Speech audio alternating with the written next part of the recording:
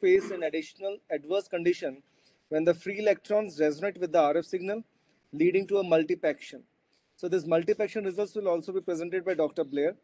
So I welcome Dr. Blair to start the presentation. But before that, I will request Mahesh, Dr. Mahesh, to little bit read the biodata of the speaker so that our participants can know like who little bit about the speaker as well. Over to you, Mahesh. Yeah, yes, sir. Thank you very much. And once again, thanking Dr. Blair for accepting the invitation to deliver the talk. It's with pleasure I introduce her. So Dr. Blair is a technical support manager for ANSYS company. She received her BS in electrical engineering at Rutgers-College of Engineering and her MS and Ph.D. in electrical engineering from New Jersey Institute of Technology. She has supported electromagnetic simulations using industry known tools for over 15 years. Her real world experience extends from the design of laser diode transmit modules for Lytel, Lockheed to design of filters for wireless communications. She has professional and self-motivated team player committed to excellence with hands-on RF microwave laser optic experience and strong field service, customer service, project management, and communication skills. Dr. Blair served as the technical co-chair for the 2016 and 17 IEEE R1 and R2 Women in Engineering Forum and as a conference chair in 2018 and 2022. Dr. Blair also serves as the IEEE section chair for the local Joint Microwave Theory Techniques Society and Antenna Propagation Society and WIE section chapter chair. So with this, I welcome you, Dr. Blair, for the presentation. You can take over. Thank you, Mahesh. And thank you, Dr. Ashutosh Kadar for organizing it, and to my colleague Roshan, who actually connected with me. So from my background, you could see not only do I work at ANSYS as a technical support and training manager, I also volunteer a lot of time with IEEE, both the APS as well as the MTTS societies. Just a note to our students, please, it's a great society. It is a way to network with others, your other colleagues in this industry, a way to gain more knowledge and ultimately find a job. So definitely, after you graduate, stay in touch with IEEE and be, stay a member. So with that, I just, it's different. I'm going to tell you that I took a couple of, getting used to doing these webinars. It's become, almost status quo with the past few years. But, I'm happy to say that next month we will have our MTTS conference in Denver. So if anybody is going to be there, I will be there at the ANSYS booth. So please come to the exhibits and say hello. And then the month after that, back in Denver again, we'll go for our APS conference. And again, ANSYS will be at that. And please, come by the booth and say hello. And then remind me you are at this presentation, so since I cannot visually see everybody. So for our agenda today, I want to go over a little bit about IEEE and some of the initiatives that we do have. And then, yes, like Ashutosh was mentioning, we will, or what this talk is about is I will show you how to design an antenna element for a space-based application. And that's where the phenomenon of multipaction will come in. So I will show you how we go about that and explain a little bit about multipaction. And then we'll create an array. I'll show you an efficient workflow for creating an array of this element that we know that we have specific design needs for. And again, go through the platform analysis, and then we'll do a situational awareness with from a satellite to Earth, actually to ANSYS headquarters, and then we'll have time for questions and answers. Okay, so a little bit about APS. So I am the regional coordinator for APS for regions 1 through 6, which is USA. Okay, and region 7 is Canada. Region 8 is Europe. Region 9 is South America. And then in region 10 is India and Asia Pacific. Now, these numbers were collected from the December timeframe from our active membership databases. And you could see just by the numbers that in region 10, this is where we have most of our APS chapters. We have 15 APS chapters, 30 joint, meaning joint with other societies like yours with MTTS, 41 student branch chapters as well. So the largest APS colleagues in industry is in Asia Pacific. And I'm going to say, it's pretty impressive to take note that we have 48 here in Europe, and you have 86. So it's almost double. So it's an amazing amount of colleagues here in India. So one of the initiatives that is new that you may not have heard about with APS is this COPE committee, and it's a committee on promoting equality. So the tagline for IEEE is advancing technology for humanities. And so what is APS going to do with that? And so we got a group of us together to decide how should we use our connections and our knowledge for promoting equality. And so the idea, we got together and we said, okay, what do we want to do? Our initiative is to mitigate the inequality in gender, race, and geographical locations. Just like we're having this talk virtually, we want to eliminate that barrier. So we want to expand our knowledge, what we know, through all of IEEE chapters, and that's globally. We work closely with the IEEE Smart Village program. So if you're involved with that, COPE is one of the of your partners. We also have an emphasis on STEM.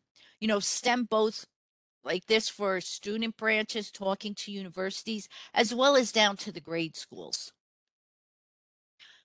Just, very busy slide, but I just wanted to show you there's a number of us globally and worldwide. You may know Dr. Podar. He has given a lot of talks in India as well on COPE. We are chaired by Professor Wang Chu. He was also a past APS president. Okay, so we have many of our members, again, a rather new initiative within APS. So we are in a line with the UN and the Sustainable Development Goals, or what they call the 2030 SDG goals. And these are the goals from the UN. But what is it that we as engineers, as an antenna engineers, what can we do? Again, one of the goals is to give part with knowledge, become a resource for, not just for our local sections, but all sections worldwide about antennas and propagation, right? We do collaborate with Tri Engineering, another initiative within IEEE headquarters. We have a lot of cooperations with technical experts. We do engage with our other committees within IEEE, which is SITE and HAC, Smart Village, the UN, UNESCO, and WHO. So it's an opportunity, again, to share antennas and propagation field and knowledge for humanitarian applications. Okay. Now, for those of you who are in a room, or Ashtosh, if you could take a picture of the room or the of the classroom, that would be great. And why do I ask that? Because I will be at the AdCom meetings in Denver, and I do want to show them that the Bangalore section is active, and we did promote the COPE initiative. And so this is just, one of the activities we had, and this was at the Kerala chapter. Okay. We also had a session at the Pune chapter. We had also here at the Bombay section. Again, you can see a lot of activity in Region 10. Hyderabad. Again, a picture is worth 1,000 words, like they say. We're here up in Region 7 in Montreal. Region 8 in Ethiopia, Africa. And down to my section, which is Region 1, as you know, you heard in my bio, I'm graduated from NJIT with my PhD. So here is an activity with STEM, with the grade schools, with Girl Scouts. And here is at NJIT with the solar car team. So we are, you know, our ThinkCope is very dependent on volunteers, and that's why I encourage all the students here. Please join, you know, become active.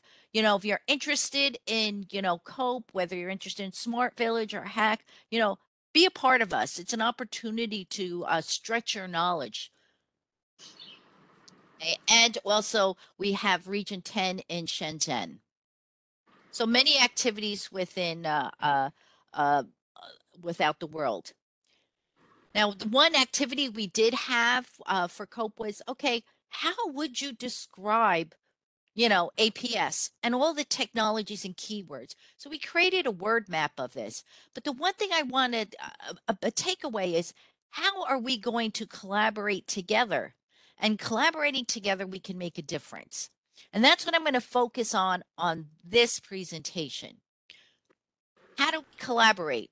For us, when we think collaboration, we think, oh, our networks, our communication networks, and those are always evolving.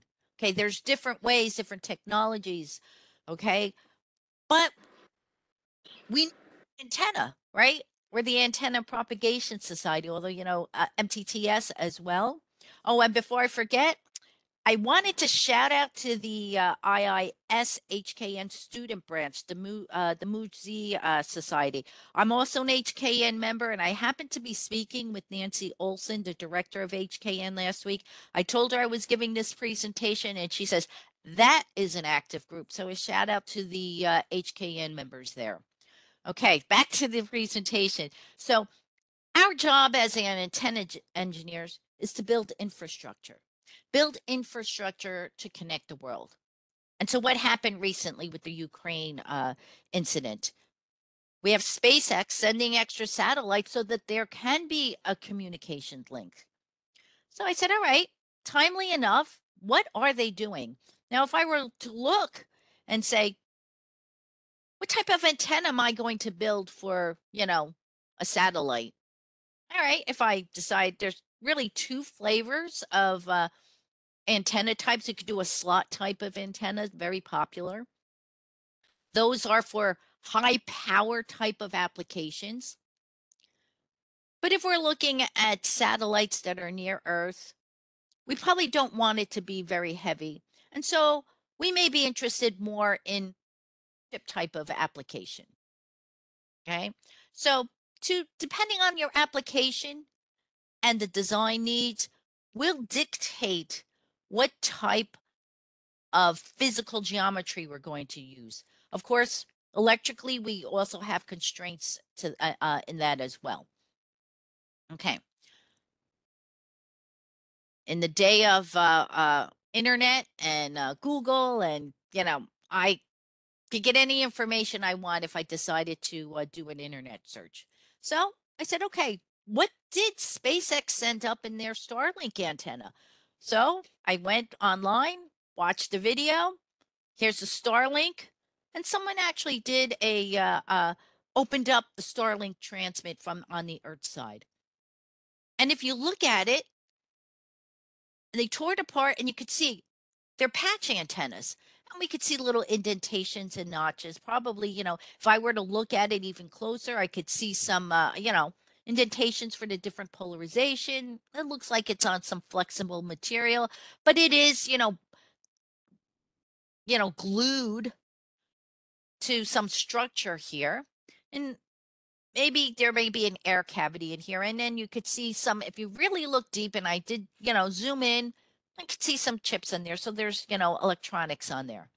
So with that, I said, all right, recently, April 14th, 2022, satellites were successfully launched at 340 miles, 550 kilometers, LEO's orbit, standard transmit receive frequencies at 10 and 14 gigs. And let me take a look at the patch antenna and make sure that it's circularly polarized. Okay, so what would I do? Well, in the ANSYS HFSS electromagnetic simulation tools, we also refer to it as AEDT, the ANSYS Electronics Desktop, but the solver is called HFSS, High Frequency Simulation Tool. So we have a wizard, what we call the ANSYS Antenna Toolkit. And perhaps you use Dr. Balanis's textbook in school, and there are equations for the design of several different antenna types. And we can look at a patch antenna, different varieties of patch antennas as well. We can also look at slot type of antennas. And you can see we have many different antenna types that we can build for you to give you an already made geometry. So I'm going to look at the patch antenna. You can see it says, or hopefully this button says synthesize. So according to the equations, I set the frequency. 10 is fine, right? Give it a, you know, a substrate and boundary conditions just to set it up. It's some information of where we, how to design the antenna type. And I hit finish. And what will I come up with? I'll have a HFSS model. Now, case or because ANSYS wants to encourage students, to use our tools and also a way to disseminate knowledge and use modes, right? Because the industry uses HFSS, we want our students to learn the tools. We do have a free ANSYS Electronics desktop, a student version. Yes, it's limited. Yes, it mimics our fully purchased fully purchased tool, but again with some limitations there. Okay, we're going to go over again electrical design, we'll go over the Multipaction, and we'll make sure that it's conformal. Okay, here's the website for the free academic tool. All we need is a email address. And when I hit synthesize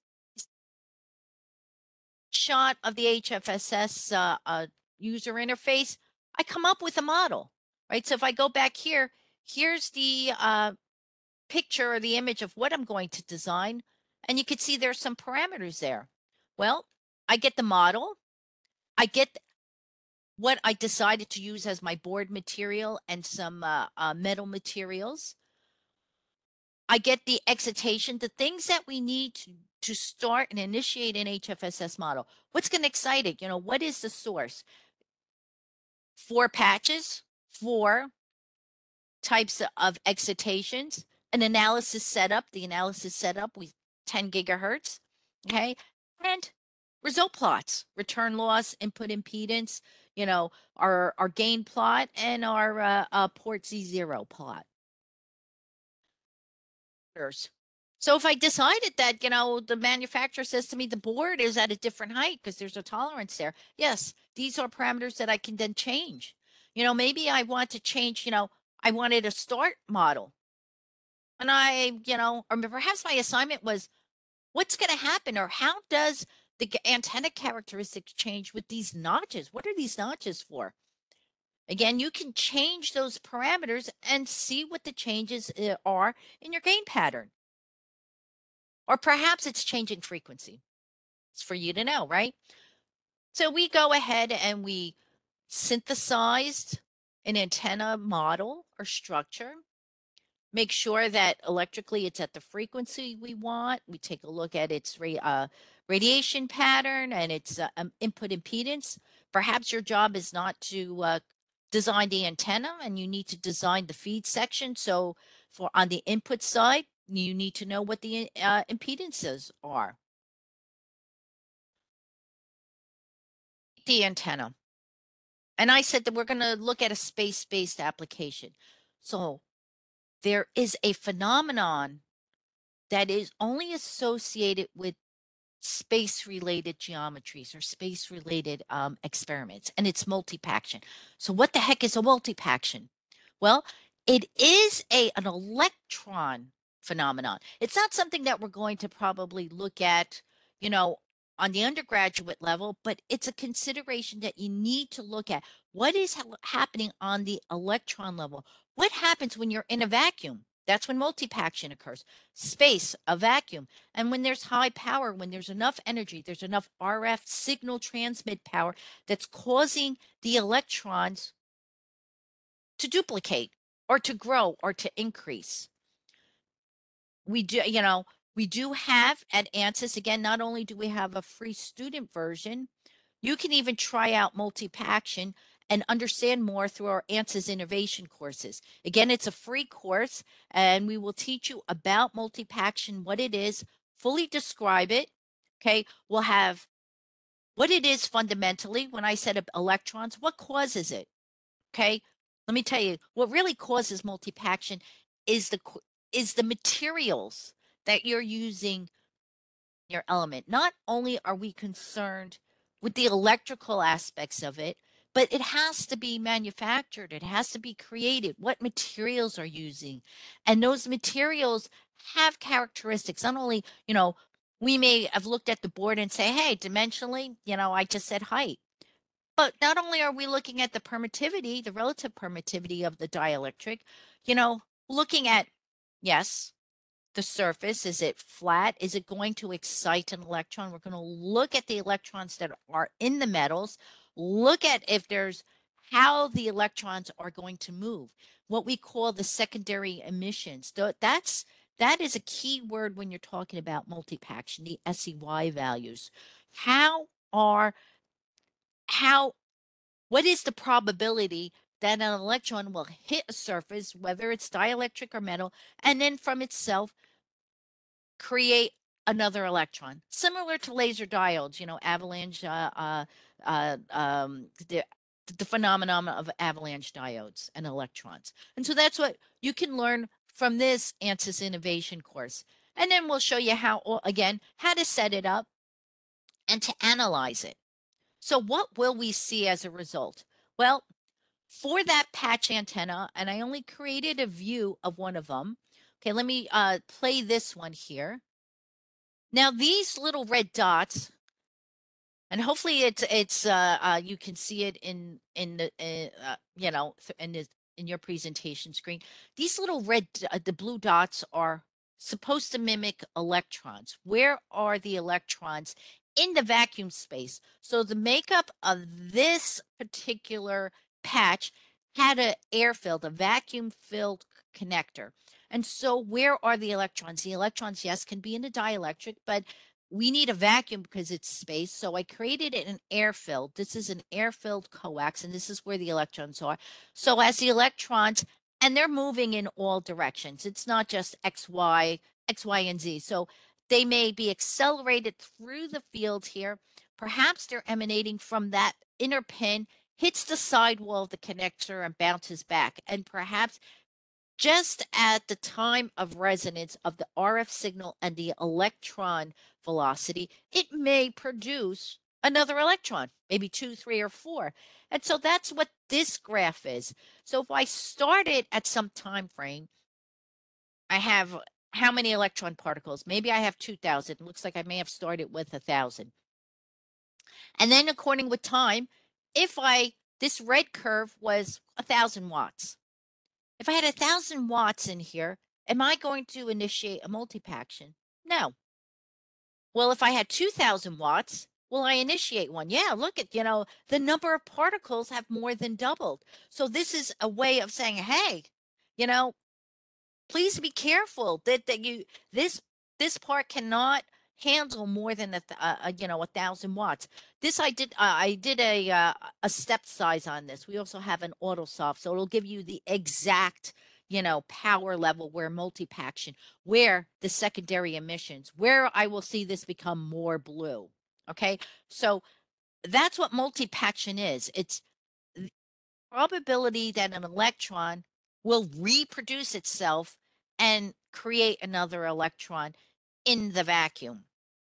And why is this important? Power handling. Well, I hope I have enough signal power in to send my signal back down to Earth, right? Maybe perhaps it's something to say, hey, please be careful for the connector. Maybe the connector is my most probable part that will be a power handling issue. And we can do this in simulation. We don't want to test it out during mission, right? Because that's a lot of money spent on creating it, but we can make it the entire mission. And that's why we're starting off with the antenna. We could do multipaction on an entire system, but here is just for this one patch antenna.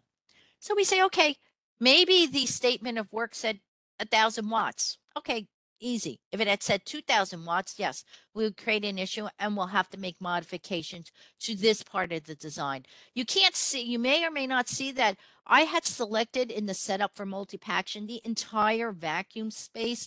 Vacuum space was not only on the inside of the connector, but in the regions inside the cavity that's enclosed within the entire antenna element. So there are electrons that are in the space outside of the connector. Again, you will be able to see that in your simulation. Okay. So now that we're happy with the electrical design, we're happy with the multi-paction response. Now I want a more efficient way of creating the array. And as you saw, when I tried to reverse engineer the Starlink antenna, there are hundreds of elements. I am not going to go here and say copy paste and put it in the exact uh, number of elements to create this patch. Again, that would just, yes, I can automate it. And we do have automation tools. We do have a Pi AEDT script that we can write to create it. But we already have that within ANSYS.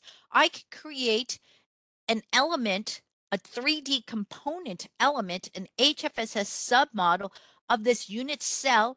And then I have a finite array wizard that says, oh, I want this to be replicated a number of times in a row, and I want this many columns. So I can automatically create it. And you can say, yes. Oh, so what's that going to do? Well, when we create a 3D component and we use the finite array wizard, not only are we efficiently creating the model geometry, we are also going to efficiently simulate that because we can reuse the mesh of this component in as we created the array.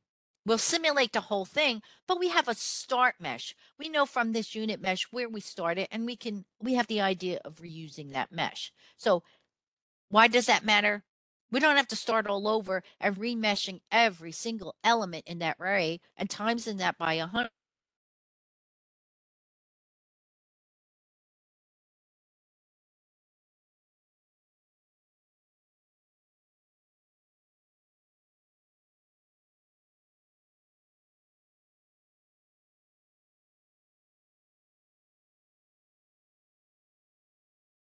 Reason why you may want to use a 3D component. Again, efficiency. We're always looking for time savings and resource efficiency.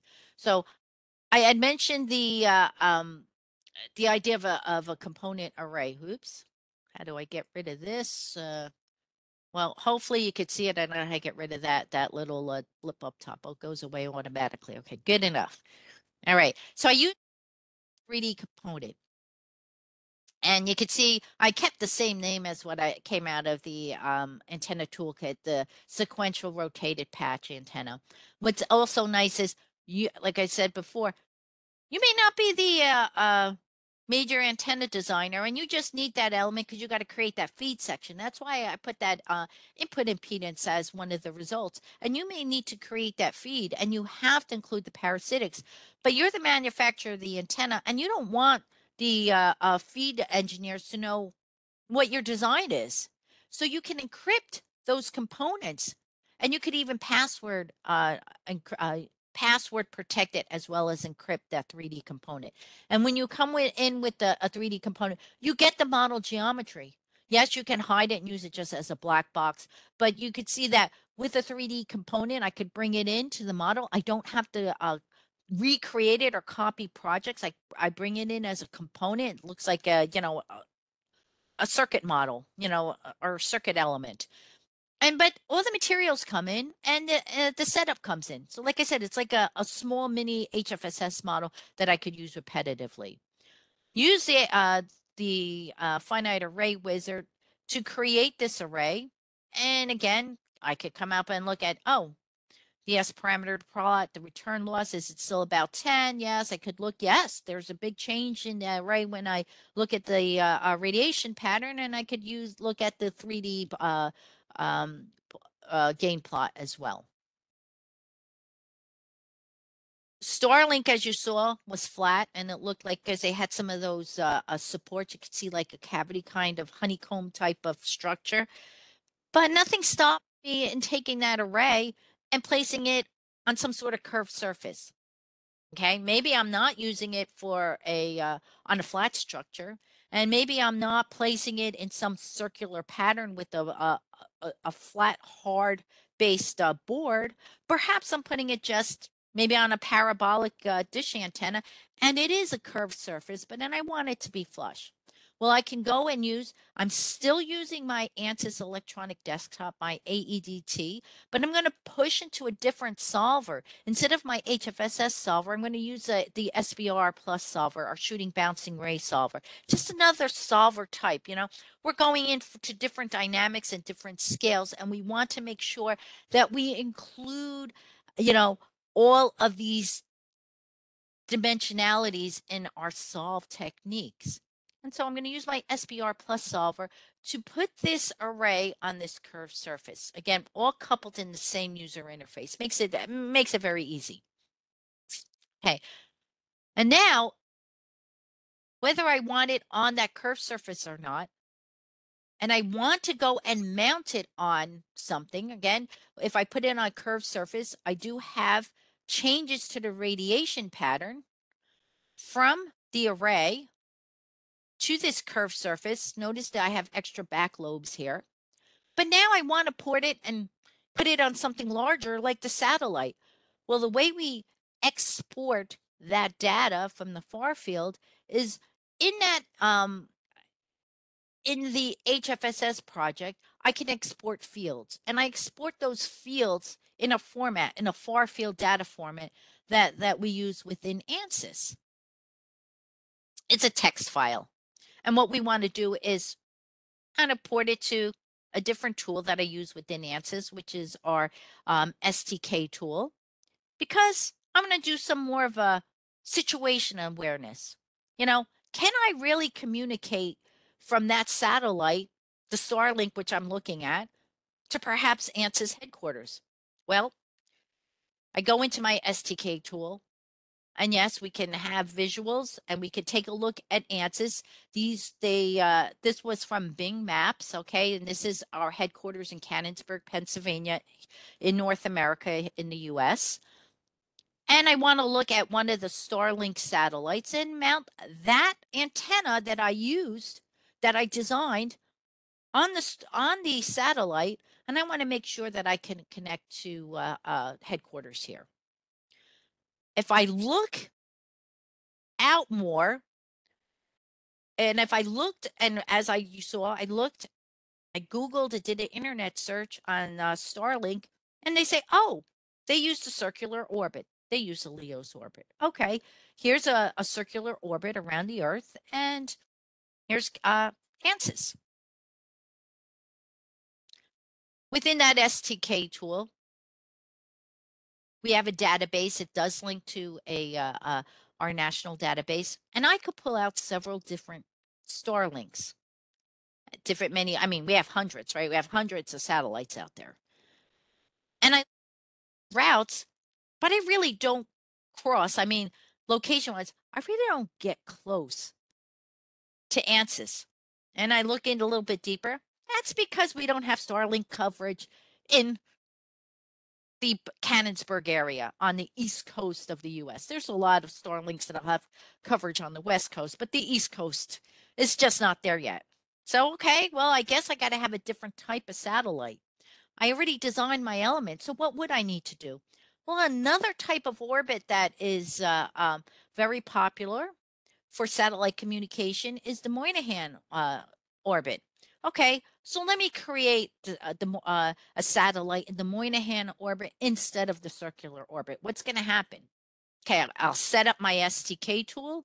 I'm going to use the Moynihan type of orbit.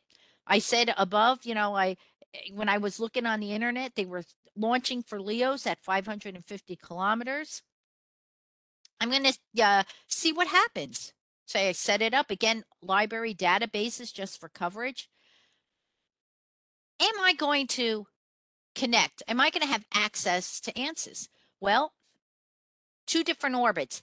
This pink orbit is a circular orbit that I thought that I was going to use for a satellite for Starlink. And this is the Moynihan orbit. Now, I'm going to play this video just a little bit, okay? And you'll see the dots here as the satellites are, propagating around the Earth. Again, circular and Moynihan. And down here is just a snapshot. This is a static snapshot. I didn't have time to capture the entire video, but you could see the top orange bar here is the time. Let me just stop this for 1 second. The time that the Moynihan orbit has connection to my target, which is ANSYS headquarters. Let me just roll this back a bit. And in this video here, let me just go around. You can tell that it's a little bit of a lag time, but this blue line here says, oh, I'm actually in this orange area. I actually have a access to ANSYS headquarters. Down in this next row is the circular orbit. It's the pink orbit. Do I have access to the target? I only have the access in comparison to the Moynihan orbit a small amount of time. We can give you those times, okay? Again, based on some measured data that's taken. And I could use a 24-hour period. Here's just a access report. I don't expect you to read all the details, but at most, if I were to look at the circular time in a 24-hour period, I will only have total duration here says about 90, less than, about 10 minutes. This is durations is in minutes, about 10 minutes of duration time here for connecting to Cannonsburg. It makes sense because there's no Starlinks up there. Okay, so maybe for the Moynihan, what happens here? I have 994 minutes total. So again, I have more duration times, and I could look at it, just visually here on this timeline on the axis. So let me continue with this here. Hopefully you'll just see as it goes around, you'll see a blue line during the access time, and you'll see a pink line that goes to the target here where this teardrop, this yellow teardrop is. Okay, so let me go ahead and show you, well, with the network and hitting the video twice. Let's see if I have Windows does not like that. Okay, let's see if I can stop it. Oops. Let me just close the program. Just restart it. Okay. Let me just restart it down here. Down here, let me just put this. Let me know if you could still see my screen here. Yeah, we can see. We can see. Okay, thank you. I restarted it as you saw. The video just probably took too much bandwidth. Oh, let me get out of it. Okay, got it. So now, if I just expanded it, just looking down, what I want to show is here's the satellite. Here is the Moynihan, and you could see this blue line is connected to ANSYS headquarters. Now, this here is a coverage map. It's like if I'm up here, what's my coverage area? I can set that. I want to make sure that I'm looking again at situational awareness. Am I looking what's the radius of that sphere that I'm looking at? This could be very targeted and focused, or it could be very wide in range. And this will give you a visual of what area that satellite is able to cover.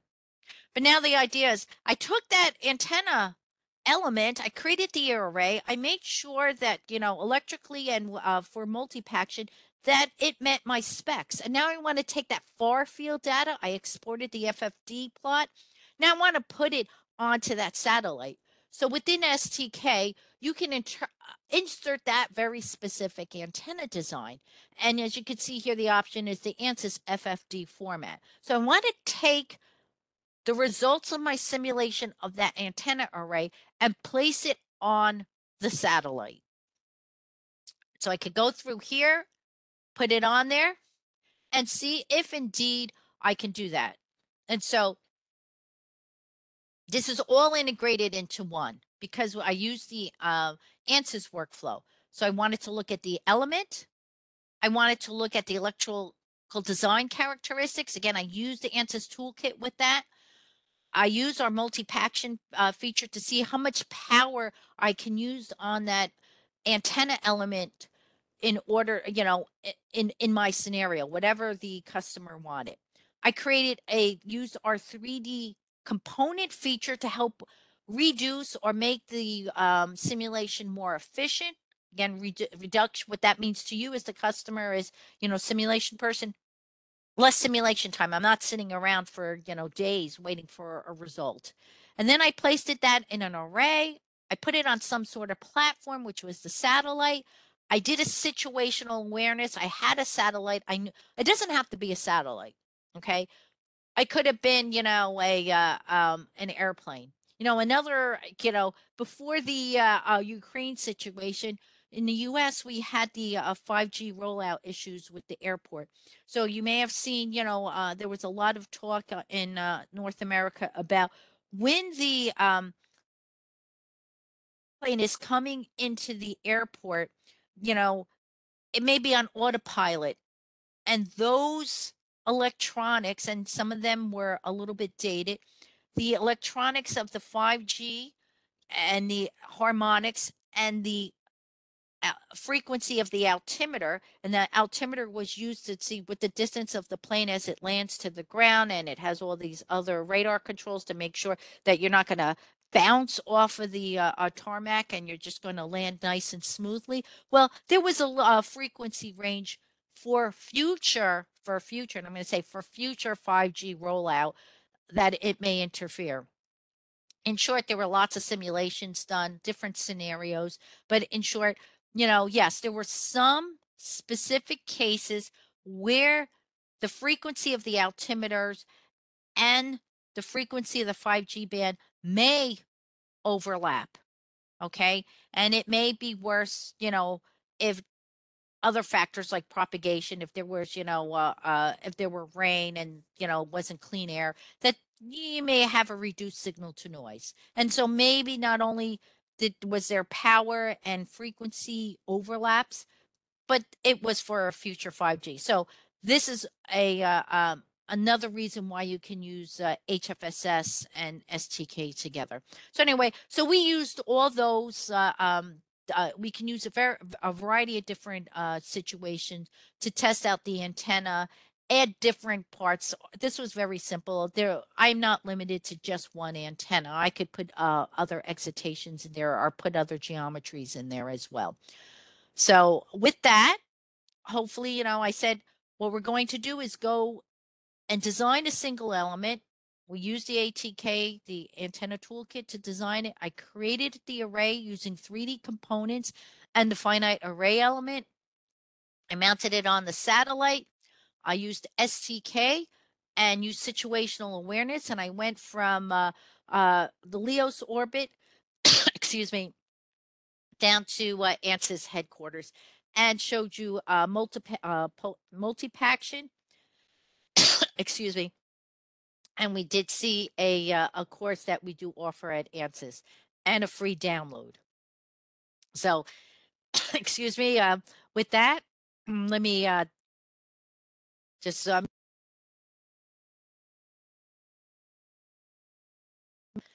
maybe perhaps too much talking. So with that, I'll take questions. Any questions anybody has, Mahesh? And I can see, Mahesh, Dr. Pal sir is also here. So why don't you request Dr. Pal sir to comment something, because he's a space expert. Oh, good. You can give me some information. Yes. Yeah. Dr. Surendra is our space scientist, veteran, and he is a very known faculty. So I hope Mahesh, sir can be. Yeah, you can unmute, sir. Surendrapal, sir. Sir, Are you there? so can you comment, sir? Or Mahadevan, sir? Yeah, Professor Mahadevan is also there. He is also scientist ISRO. Sir, can you comment Mahadevan, something, sir? sir? Can you? Yeah, sure. So good evening, and it's a very good presentation on the ANSYS. And normally, see the design as we do for all spacecrafts. Every spacecraft, as you know, is a different design. So we need to go for each specific designs, and the way and the steps which anybody has to follow has been very clearly spelled out in your lecture. So that is what I saw. So the students who are working on that can really follow those steps and then go step by step. So that is one very perfect chronological order which you have taken through. And then now the next is this thing is to I think you didn't touch much about the polarization aspect, because in many of the this thing is the polarization is one thing which we would like to in most of the spacecraft elements we have the dual polarization. Yep. And if it is for a tracking telemetry and commanding, it is generally circular polarization. Rarely we go for linear also, but circular polarization is most useful. So because of while tumbling, the satellite is tumbling, we need not worry much about the actual orientation of the vector. So a circular polarization is always preferred. So most of our satellites had TTC with the circular polarization, and all the other data transmission and the other communication generally we have linear. Okay, and in some cases, of course, for a low Earth orbiting satellites for data transmission we use circular. So this is one aspect which I thought we should, the students should get into detail as to how to get a good circular polarization and to get a larger bandwidth. It's a very big challenge. If you have a linear polarized one, the bandwidth is much better. Whereas when you go to circular polarization, I'm sure the people like Dr. Ashutosh can appreciate, because they also use the circular polarization in radar. So to get a large bandwidth is a big challenge. So these are all some aspects. I'm sure ANSYS will give that detail as to how we will go about that. And one more thing which you have really told is about the multipacking. Similarly, if we also have to look for the maximum power which we can do. In fact, when you go for test in thermovacuum chamber, we have seen actually the glow in some cases, where when you feed more and more power, you find the actual glow on the antenna.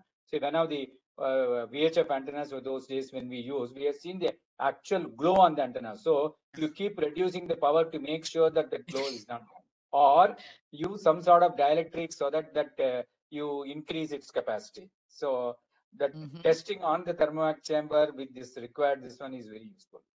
And it's very expensive, right? Multipaction testing is very, very expensive. Yes, it is expensive, but it is necessary. Yes, yes, it is and one necessary way, because satellite cannot go without a communication. yes, yep. So yeah, to go out all the way, if you're not even confident from the design and simulation, one, it's very expensive for having that test, and it's a catastrophic failure.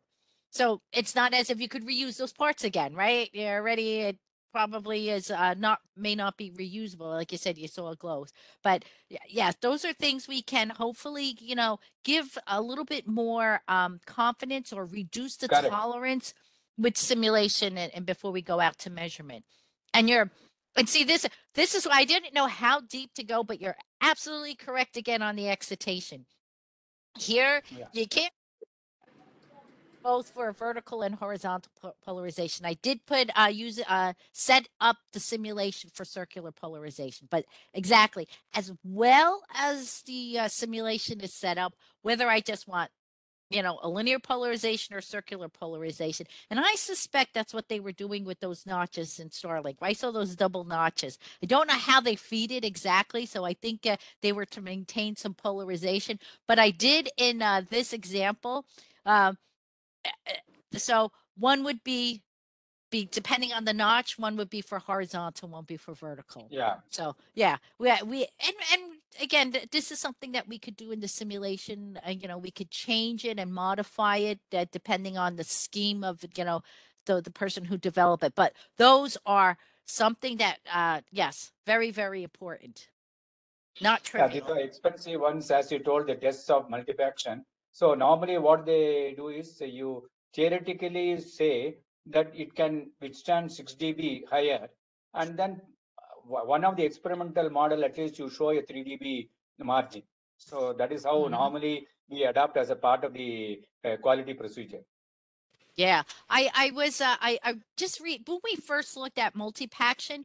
So I did look Yeah. at the tour, but I looked at the tour 2014. I think it was that data bar that far back for Multipaction. So, you know, I think like you said, it was 6 dB margin, and you know, every dB counts now, right? We're getting more Yes, complex yes. and there's more losses. So yeah, so something like this is would be important to consider. Yeah, anywhere that you could squeeze a, you know, a few tenths of a dB is good. Yeah, it's a very important, interesting, and it's necessary that it should be followed by a very good theoretical analysis to show that you have a 6 dB margin. Yep. So, because experimentally it may be difficult to set up, because if it is some 1 kilowatt, yes, okay, 2 kilowatt, 3 kilowatt, then 6 dB means we have to go to 4 kilowatt, which is not an easy thing. So, whereas at least on paper you can do an analysis to show that the fields are all sufficiently good enough for the particular application which you are looking for. Yep. Thank you. It's a very good. Yes, sir. Yes. Thank you. Thank you. I have a question for Dr. Blair. Mhm. All this multipaction analysis and whatever you have present, very nice study, it was a very nice flow what you presented your presentation. But I would like to see, has ANSYS anytime done any benchmarking for these results with some experiments and some measurements? Good question. Good question. So, I selected the topic of multi-paction because when we were vetting this feature, I worked with a company, and that's how I got involved with looking at the tour. And I I just got note. So for multi-paction, you know, besides APS and MTT conferences, for multi-paction, there's MocoPIM, the MocoPIM conference that ESA has, the European Space Agency holds. It's like every other year.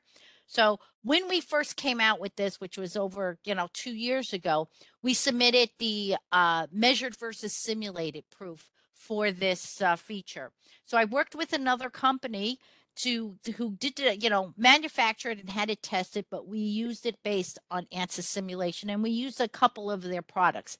Anyway, going back to MocoPIM, it is going on this year, and the acceptance letters went out this past Monday on the 24th. So ANSYS will have a paper at MocoPIM that will show you the benchmark that we used for this feature.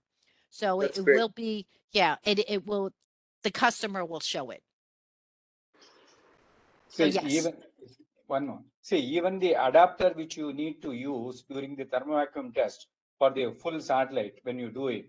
So even that adapter need to be made sure that it doesn't have that multipack-thing. So that waveguide to coaxial adapter or whichever adapter you use, that need to be made sure, because we have found that many times that itself is the main culprit, and you may Bingo. your results may be wrong. So that is a very important thing which people have burned number of waveguide to coaxial adapters before they really get into a perfect design. That's right. Yes, absolutely correct. That's why, again, why I chose here to show. But yes, what is the culprit here? So absolutely correct. See, your students should be listening wholeheartedly to you, but all that experience, you know, give them an up. Yes, absolutely. Any other questions, Mahesh? Yeah, I can see one question. Yeah, there is a question. One person has asked that, can machine learning be helpful in antenna design optimization over the regular simulations in HFSS? Maybe. So we do. We can, yeah, like, well, we have optimization, and can we use machine language? Well, it depends. Okay. We have another tool, partner tool called OptiSlang. It's more robust optimization. And yes, you know, uh, so I went to school for engineering. And yes, I believe in optimization and optimizers. But you know what? You could take a model and optimize every single part of that geometry, and it could take days. But I'm more on the side of let's optimize with a reason. Why are we doing? That's why I say, it's good to have parameters, but we now need to know what the parameters are doing.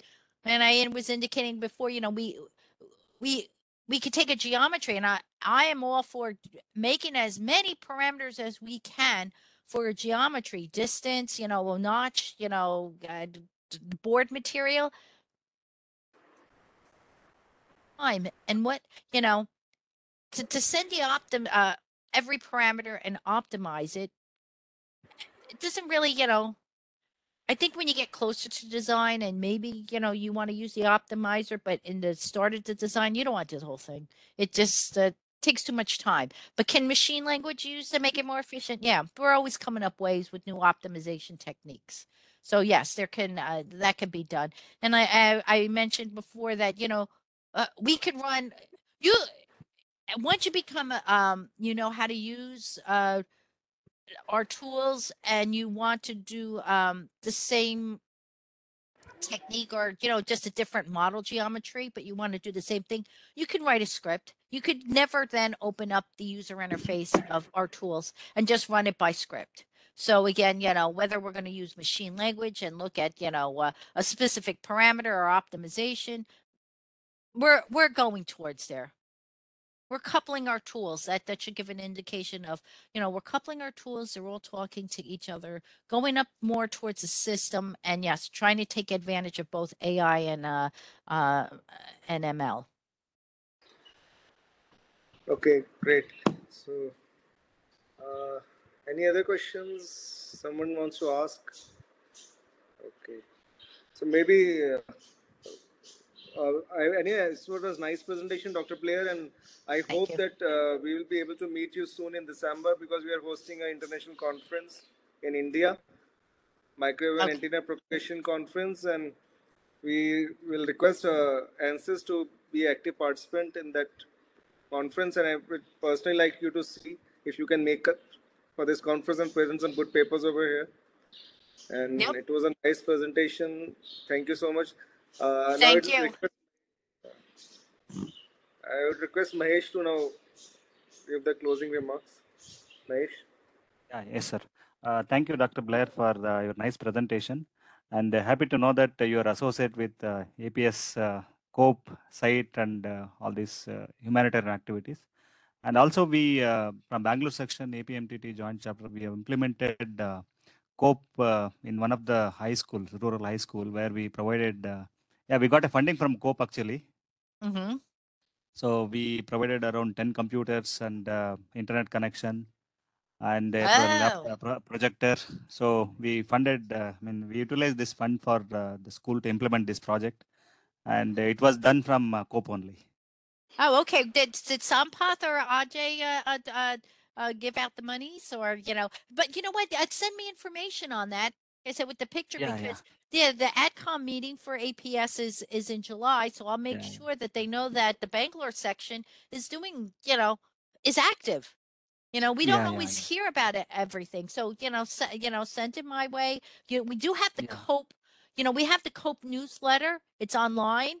Send me information. We could put that on the website. Again, gives you, publicity. Yeah. I have already shared this to Dr. Podar, but I'll share it to you also again. Oh, I'm going to have to ask him why he didn't give it to me. Okay. Yeah, I would request Dr. Blair if she can share her email contact and with us so that Mahesh will be able to share all the information with you. I have the contact. Okay, Madam fine. Great. contact is there. Great. And my colleague Thank you, Roshan is more local, so you can always connect with me through him. Sure. Surely. Yeah, thank you very much for the nice presentation, and thank you, Dr. Kedar sir, for organizing such a nice event. My pleasure. And thank you, Mahadevan sir, for participating, and he will always be there with us, guiding us and motivating Nice us. of Thank you, sir. And Dr. Paul sir also had joined. I don't know whether he's able to hear us. And also thank you all the participants for coming forward and participating and hearing from the experts in the domain. And thank you very much again. We'll close now. Thank you, madam. Thank you very much. Thank you. Thank you for the Bye. invitation. Bye. Hope to see you soon. Bye. Bye. Bye. Bye. Bye.